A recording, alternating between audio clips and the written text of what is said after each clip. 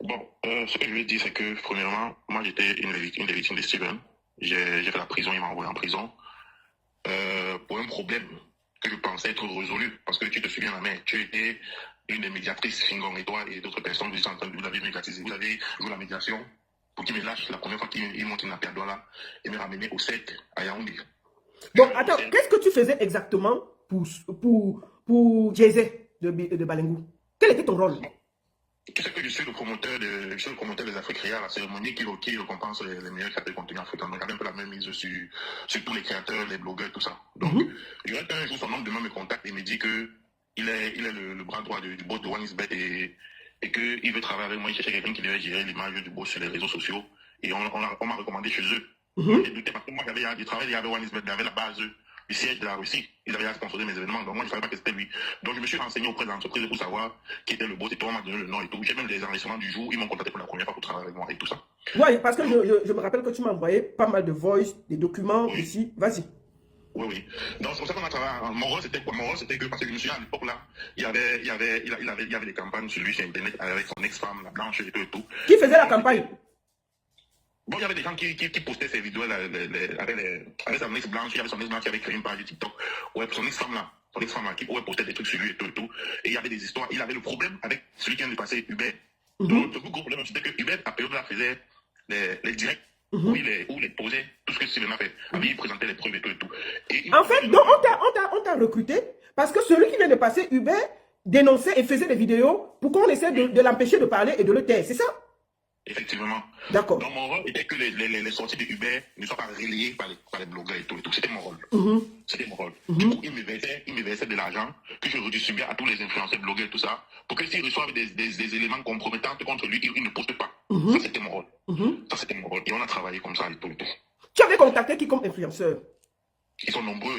Il y avait les Slébé, il y avait les fils du Japon, il y avait Culture Camerounaise. Il y avait près de 50 blogueurs et influenceurs qui travaillaient pour ça. Attends, il y avait plus de 50 blogueurs au Cameroun qui travaillaient pour eux? Oui, bien sûr. Je me rappelle un soir, le premier soir où je dois lancer la cabale quand on a lancé les posts de publication contre le premier soir, là, il était peut-être 22h. On m'a appelé, on m'a dit que je dois contacter tous les influenceurs là pour qu'ils fassent une contre-publication pour la sortie du tous les jours là. Je me rappelle, j'avais stressé parce que son fort, comme Hubert vient de dire là, Hubert vient de décrire le personnage. Son fort, c'est que quand il te donne une mission, tu dois faire la mission exactement comme tu as donné. Si tu ne le fais pas, tu es en guerre avec lui. Et j'avais stressé la nuit là pour appeler tous les... Ils sont nombreux, hein. Ils sont tellement nombreux. Donc toi, tu avais appelé tous les influenceurs ce soir-là? Oui, il y a même des influenceurs qui avaient posté contre lui et on m'avait dit appelle-les, tu les payes pour qu'ils effacent et qu'on se fasse un contre-post et tout. Donc, chose que moi j'avais fait, et c'était comme ça qu'on travaille. J'étais comme les yeux et les oreilles sur les réseaux. C'est que Pifo a pris le relais après quand j'ai eu des problèmes avec eux. C'est Pifo qui m'a remplacé. Donc, c'est comme ça que il me promet qu'ils vont sponsoriser mon événement l'année là. Ils vont sponsoriser mon événement. Non, vous allez me sponsoriser à hauteur de combien? Parce que moi qui travaille avec la base de OneIsBet, la base de OneIsBet m'avait sponsorisé à un montant. Est-ce que vous pouvez donner le même montant là? Ils m'ont dit qu'ils vont me donner exactement fait. C'est qu'ils vont m'inviter. Mais c'était combien? Dis les mots, non? C'était 20 millions.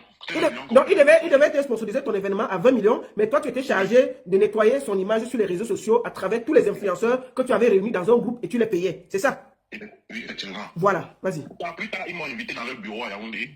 Ils m'ont invité dans leur bureau à Yaoundé à Bastos, où ils m'ont proposé un contrat de travail où ils devaient me payer 2 millions tous les mois pour que je continue à faire ce que j'ai fait.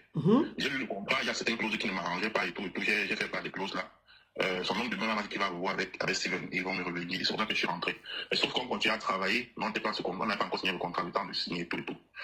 Donc, il y a un des collaborateurs de Steven à Douala, quand je me renseignais encore sur Steven avait fait une autre locale pour lui dire que si moi je l'aide à mettre la main sur Uber, là, il va me payer 5 millions. J'ai encore la note vocale jusqu'à aujourd'hui, on attend Steven dit ça. Oui, il faut que tu m'envoies la note vocale là, parce qu'il y a beaucoup de vocaux. On va garder ça au frais. Si Aïcha ne sort pas lundi, on commence le frambonnage. Vas-y.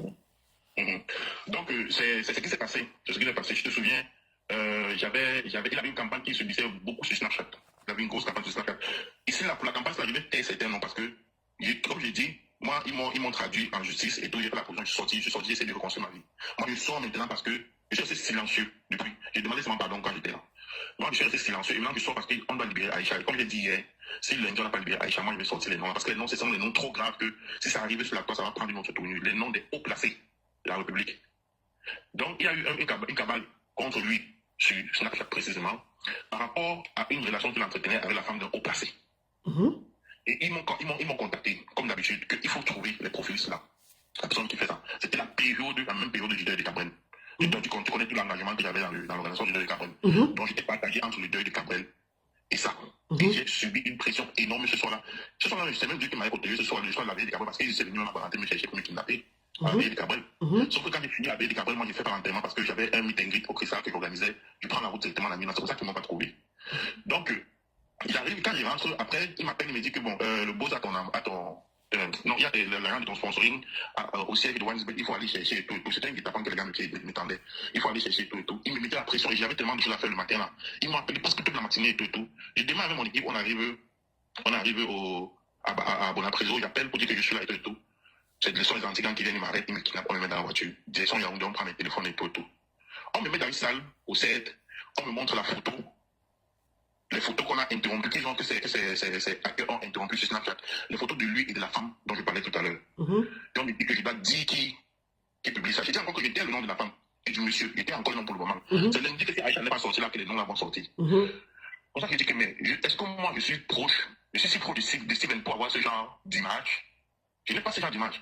Et Steven était arrivé le jour là, il est parti, il est entré dans le bureau du colonel Nana, ils ont causé peut-être 1 heure. Après il est sorti, il est venu dans le bureau qu'on m'avait mis.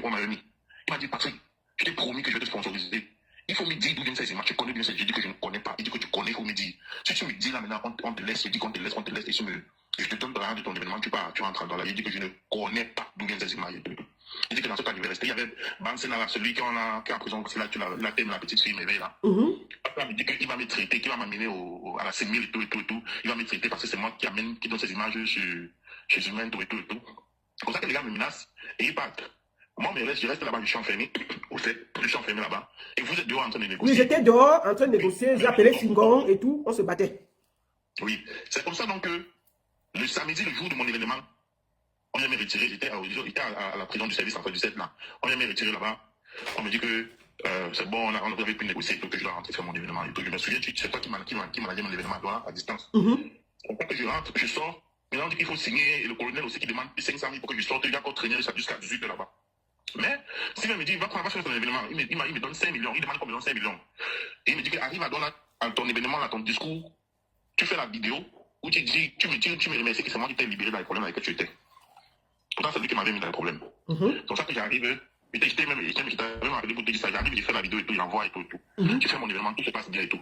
Je sais que c'est fini. Je te dis merci, à tout le monde. Je dis merci à tout le monde. Je sais que c'est fini. Je sais que tout est fini. Le projet de la CAN, on avait pris les influenceurs à la CAN en Côte d'Ivoire, c'était mon projet à moi. Donc c'est parce qu'on a consulté, qu'on a dirigé ça, c'était mon projet à moi, que j'avais proposé. C'est pour ça que pendant qu'ils sont à la CAN, on m'appelle, on me dit que le boss veut commencer à travailler pour tout. Pour le moment, il est à la CAN, dès qu'il revient au pays, là, il faut qu'on te voie pour commencer à bosser. Moi, je savais que le problème, je n'avais plus de problème avec quelqu'un. Je savais que bon, c'est bon, je suis sorti dans ça, moi j'avance. C'est pour ça que je dis, il n'y a pas de souci sur le travail. Ils arrivent, ils viennent au Cameroun. Les gars m'appellent, tu viens à Yaoundé, il faut que tu viennes à Yaoundé. Je dis, ok, ils me payent le billet d'avion. Je prends le billet d'avion, je sais que je pars, moi, négocier un contrat de travail et tout. Je prends le vol, j'arrive à l'aéroport. Je vois les mêmes antigans qui m'avaient pris la dernière fois. Je dis, mais il y a encore quoi? J'ai encore fait quoi? On me dit que non, c'est le boss qui m'a envoyé venir te prendre et tout. On ne m'arrête pas, on me dit que non, c'est le boss qui m'a envoyé venir te prendre et tout. Je dis, ah, ok. J'étais un peu surpris que ce sont les gendarmes du 7 qui viennent me prendre à l'aéroport. Ils sont civils. J'entre dans la voiture, on me conduit sur ma hausse. Je dis, mais vous dites que le boss me voit, c'est au 7 que vous m'avez amené. Il dit, non, il est là-bas et tout, il est en train de parler au colonel. J'arrive, c'était un vendredi. On est arrivé comme ça là. On prend mes téléphones, on me met en cellule. On ne me dit rien, on me met en cellule. Je dis, il y a quoi? C'est quoi le problème? On dit, non, tu dois remettre l'argent que le boss avait donné pour que tu trouves tu trouves la personne qui avait publié les images là sur Snapchat. Comme tu n'as pas trouvé, il faut que tu remettes l'argent et tout. J'ai dit, là, c'est combien? On me dit 8 millions. Je donne ma voiture. Je donne mon terrain. J'ai mon ami qui était venu me voir, il dit qu'il veut combien? Il dit qu'il veut 8 millions. Mon ami propose de 1 million cash avec ma voiture au refus. J'ai dit qu'il va mettre mon terrain, prenez, me laisser au refus. Lundi matin, je sors, l'homme de main de bien nous vient. Il vient s'asseoir pour la confrontation. On me dit que, est-ce que tu as l'argent cash? J'ai dit non, mais j'ai la voiture, j'ai le terrain, j'ai tout ça. On dit qu'on ne veut pas ça, on veut l'argent cash. Il y avait un des enquêteurs là qui n'était pas trop d'accord avec ce qui se passait. Il me file un numéro en bas, il me dit, ils sont en train d'envoyer ton dossier au CED, il est envoyé au paquet. Arrive au paquet, tu appelles la dame, c'est là, tu négocies pour qu'elle renvoie ton dossier ici au CED et on tue ça au CED. J'ai dit ok. On arrive au paquet. Pour ceux qui connaissent comment ça se passe, c'est généralement 23 h. Qu'on vient lister, faire l'appel, on appelle ceux qui partent, qui sont sur mandat de dépôt, on appelle ceux qui rentrent dans les commissariats et tout pour besoin d'enquête approfondie. J'arrive vers 14 h au 7 et tout. au parquet. J'appelle mon grand frère. Parce que moi, j'étais là, tout le week-end qui avait passé là-bas. Moi, je ne me reprochais de rien, donc j'avais appelé personne pour dire que les gens qu'on avait problème. Je savais qu'on devait résoudre, on devait résoudre. Donc, quand je vois que ça part au parquet, c'est là que je commence à appeler les gens, mes proches et tout, ils commencent à se dire, mon grand frère arrive rapidement. Je lui donne 500 000, je dis, appelle le numéro, là, tu négocies pour qu'on renvoie le dossier. Je ne sais pas trop ce qui s'est passé. Moi, il me dit qu'il a payé 8 millions, j'ai donné la voiture, j'ai donné les taux, on refuse. Il dit, appelle, tu renvoies le dossier, peut-être pour on va négocier. C'est comme ça que mon grand frère part, il appelle la dame, il part dans son bureau, il propose l'argent, il propose à la dame dit que non, attends, je vois là-bas quel niveau le dossier est. C'est comme ça que la dame part, elle fouille, elle entre bureau par bureau. Elle vient à mon grand frère, c'est mort, il va partir, il va seulement descendre en prison. On a signé qu'il descend en prison. Mais... On a déjà, je suis arrivé au paquet, il n'a même pas fait 10 minutes. Mais donc, avant qu'il arrive au paquet, on avait signé depuis. Donc, même avant qu'il arrive à Yaoundé, c'était écrit que je passe en prison comme ça. C'est pour ça que mon grand frère me dit que c'est mort, tu descends seulement. À 14h, j'étais là, je savais qu'il part en prison, il était 14h. Mon grand frère me dit que c'est mort, tu pars en prison. Or, c'est à 23h qu'on est venu faire l'appel de ceux qui partent en prison. Mais moi, à 14h, je savais déjà. C'est pour ça qu'on nous prend directement pour la prison. C'est pour ça que je me retrouve en prison. Le lendemain, on nous ramène au parquet pour vestiture de débat et tout.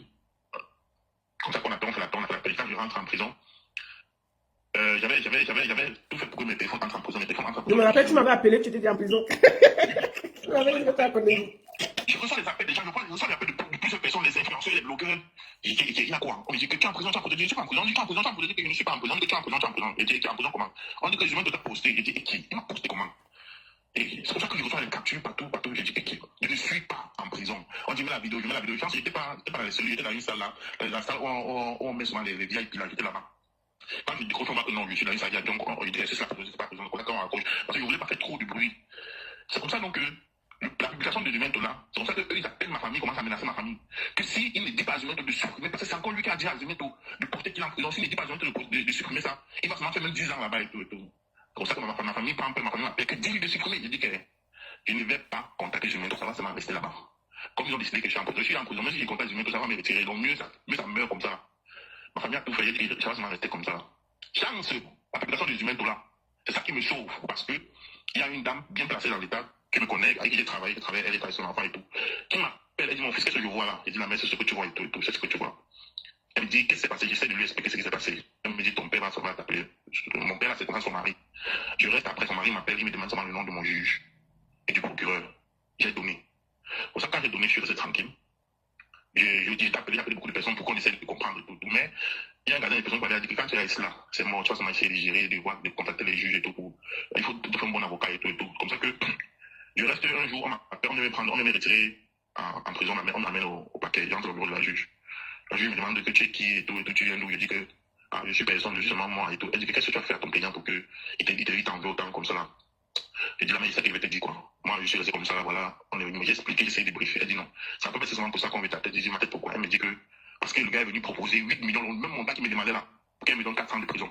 Attends, Jay-Z de Balengou est allé voir le juge, proposer 8 millions pour qu'on écrive 4 ans de prison sur toi, qu'on te donne 4 ans de prison. Oui. Merde. On me donne 4 ans de prison. C'est comme ça donc que. C'est comme ça donc que.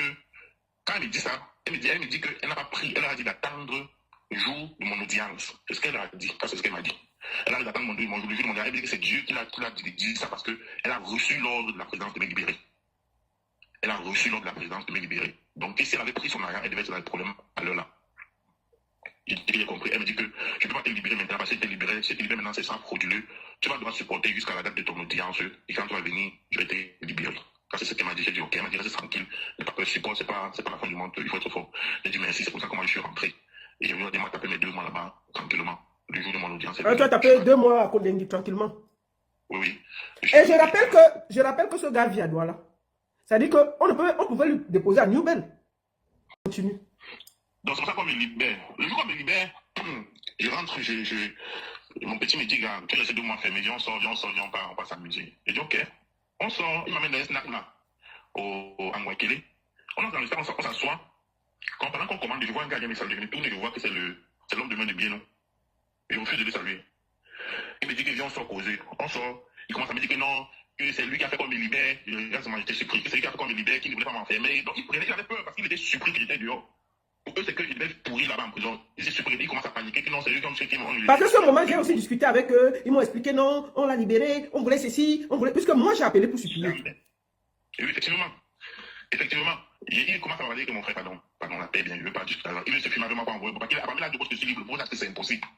Le bourgeois, c'est impossible. Là, le de prendre une photo avec moi pour vouloir envoyer. J'ai dit que tu ne te filmes pas avec moi et tout. C'est vrai, c'est qu'ils m'ont filmé en bandit, mais j'ai refusé de prendre la photo avec eux. Et après, c'est comme ça qu'il y a eu une cabale chez les réseaux avec Pifo et tout. Ou Pifo continue à me salir. Il a appelé, il dit que cette histoire, moi, il n'est pas parlé. Je suis sorti de là. Je suis resté silencieux. Je ne veux pas les problèmes. Dites à Pifo de ne plus prononcer mon nom sur les réseaux. Parce que si Pifo prononce mon nom sur les réseaux, je leur ai dit, toutes les vidéos que Hubert Zolang faisait et que vous me demandez de supprimer, avant de faire supprimer ça, moi je téléchargeais, je gardais comme à sécurité. J'ai votre note vocale. Je lui ai dit ça, j'ai le note vocale. Et les noms qu'on a prononcés au CED là, vous connaissez les noms là. Que si moi je prononce ça sur les réseaux sociaux, parce que ce sont des personnes bien connues et influentes autant plus influentes que vous. Que si moi je prononce ça, ça va aller dans tous les sens. Vous avez prévu me garder 4 ans, je suis au courant de ça, vous ne savez pas. Mais vous êtes sûr que je suis dehors. Si il faut continuer la cavale contre moi sur les réseaux, moi je vais vraiment faire une sortie où je vais tout exposer, où je vais tout afficher et ça va sortir comme ça, ça va me tuer comme vous tuez les gens. C'est quand j'ai dit ça, ils m'ont dit que non, c'est pas eux qui envoient Pifo et tout, que c'est pas eux. J'ai dit que vu qu'il fasse de sortir contre moi, moi je n'ai rien contre lui. Quand il était en prison, moi je l'aidais plutôt. Bizarrement, je suis en prison, c'est lui qui veut plutôt me renforcer. Dites-lui de parler de moi. La personne est sortie, moi, en prison, je suis sorti, je crois que vous devez me devez rien. Je continue ma route, mais Pifo ne parle plus de moi. Il leur a dit, c'est ils ont compris. Et depuis ce jour-là, il a arrêté de parler sur moi sur les réseaux et tout. Moi, j'ai fini. Moi, je continue ma route. Ce que je dis aujourd'hui, c'est que Aïcha n'a rien à faire enfermée. Ses enfants sont en France, abandonnés à eux-mêmes. C'est pour ça, parce que c'est une mère d'enfant, que moi je fais la soyeuse, que moi je ressors, je dis qu'il faut qu'on la libère. Parce que si on ne la libère pas, nous vous allez enfermer tout le Cameroun, ça va nous tuer, nous tous. Parce que j'ai dit encore aujourd'hui, j'ai arrêté mes propos. Si lundi, Aïcha n'est pas libre, tous les noms là vont sortir. Quand les noms là vont sortir, les gens la personne va prendre nous se tourner parce que je sais de quoi je parle. Et ils savent de quoi je parle. Ils savent de quel nom je parle, ils savent de quoi je parle. Tous les noms là vont sortir, tous les voix de bien nous disent qu'ils me donnent 5 millions si j'ai la prendre Hubert Jonas là, je fais tout sortir ça. Il n'a jamais fait une. Attends, Jésus t'avait proposé 5 millions pour faire arrêter le gars qui vient de témoigner là, Hubert Jonas. Oui, il avait envoyé le boss à un de ses collaborateurs là qui m'avait transféré le boss là. Il m'avait dit de supprimer parce qu'il ne veut pas que regarder si le boss là prend que le boss est dehors. Lui, il aura un problème. Maintenant là, il y a beaucoup de témoignages des employés, des anciens employés de One qui ont fait la cause de toute la matin qui se passe là-bas. Moi, je travaille à One, je suis l'une des premières personnes quand on est allé au Cameroun, qu'on sollicite pour travailler, donc je connais un peu comment il fonctionne. Ce que je dis, c'est qu'il faut qu'il libère Aïcha. Ce que je dis, c'est qu'il faut qu'il libère Aïcha. S'il ne libère pas Aïcha, on va continuer la pression. Et la pression va venir des vraies choses. On va comprendre qu'il est en train de mal faire. Aïcha, c'est que même si elle a fait quoi, déjà, je ne vois pas ce qu'elle a fait. Ce n'est pas aussi grave que on prive ses enfants de leur mère, on prive les enfants de leur mère. Je ne suis pas d'accord avec ça. Alonso, attends, je tiens à dire que Alonso, avant d'aller en prison, m'avait transféré tous les voices. Il y a 60 voices. Et 58 documents, capture d'écran, échange WhatsApp, tout. Je n'ai jamais exposé ça. Parce que moi, je suis une personne de parole. Je suis honnête avec les gens. Ce gars, quand il était en prison, si je mets le buzz, je mettais tout dehors. Je n'ai jamais mis dehors. La mais j'ai une autre chose à ajouter. Qu'ils sachent que quand j'étais en prison là-bas, c'est en prison que j'ai eu son numéro. Hein. C'est en prison que j'ai eu son numéro personnel. C'est en prison que j'ai eu ça. Et les gens qui l'ont mis en prison là-bas, ils ont d'abord ses nerfs qu'eux-mêmes ils ont envie de parler. Donc, lundi là, ça dépend de lui. Merci beaucoup. Dieu est grand, tu es sorti de prison. Tu as recommencé ta vie. Que le Seigneur te bénisse, mon fils. Merci, ma mère. Reste comme tu es. Merci, ma mère. ADN, gossip, comme ça,